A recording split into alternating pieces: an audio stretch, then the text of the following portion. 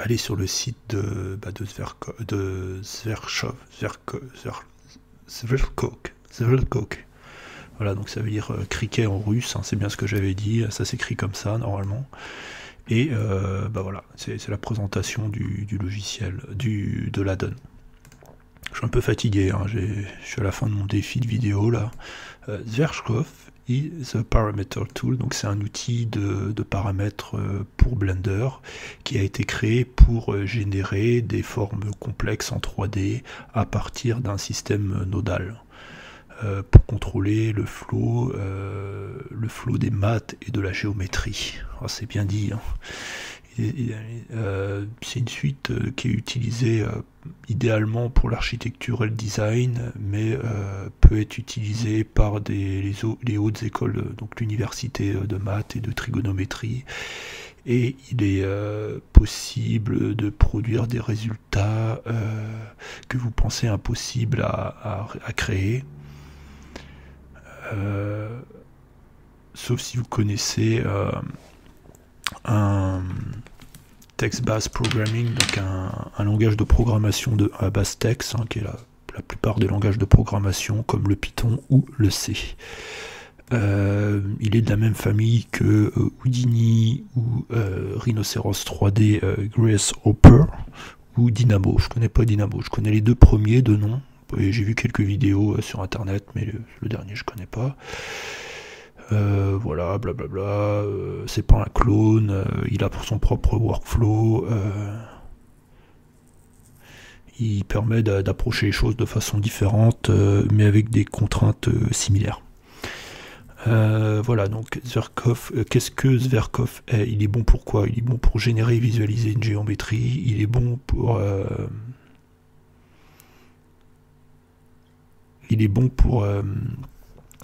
modifier des choses par le biais de sliders. Donc c'est des scrollers en fait sur le côté, les sliders. Sverkov permet de rapidement prototyper un algorithme à partir des nœuds et du scripting, hein, parce qu'il y a des nœuds qui permettent de générer du scripting. Là, dans ce paragraphe-là, pour la faire courte, il explique que Sverkov est fait pour la modélisation, mais il peut être aussi utilisé pour les matériaux, pour la lumière, pour les particules et l'animation, mais c'est pas son cœur de métier quelque part. C'est pas sa fonction principale. Hein. Il y a d'autres systèmes dans Blender et dans d'autres logiciels. Et en fait, dans le dernier paragraphe, il dit si vous voulez aller plus loin, faut apprendre le Python. Hein, parce que c'est avec le Python qu'on a vraiment l'édition maximum, qu'on peut arriver à éditer à fond tout, quoi.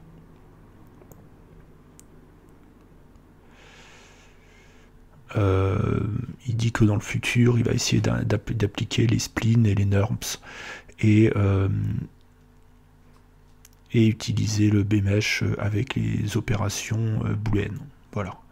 Donc il y a une petite galerie, hein, donc ça date un peu, hein, cette galerie-là. Donc c'est des choses qu'il a fait avec, donc des immeubles, c'est ce qu'il disait, la géométrie, les chiffres comme ça, des araignées. Donc ça fait aussi un peu d'animation, des espèces de trucs comme ça. Voilà, il montre un peu ce qu'on peut faire avec. Il y a un manuel.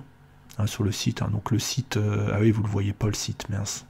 C'est vrai que j'ai cadré un peu, bas. Ah, je peux pas. Merde.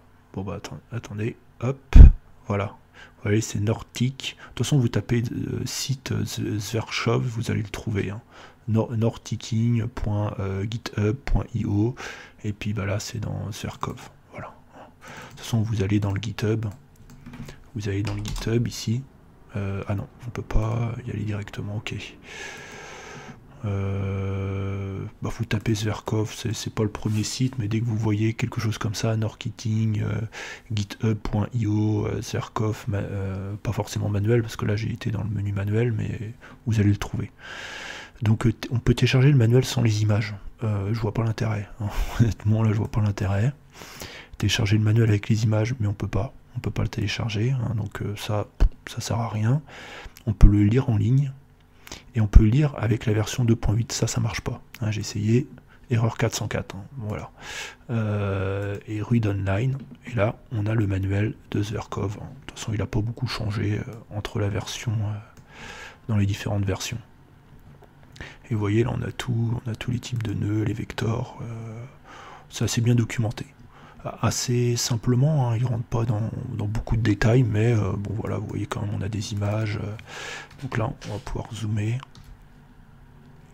Et vous voyez ici, on a les vertices, les edges, et puis les différentes choses, les séparations, voilà, il y a quand même pas mal de choses.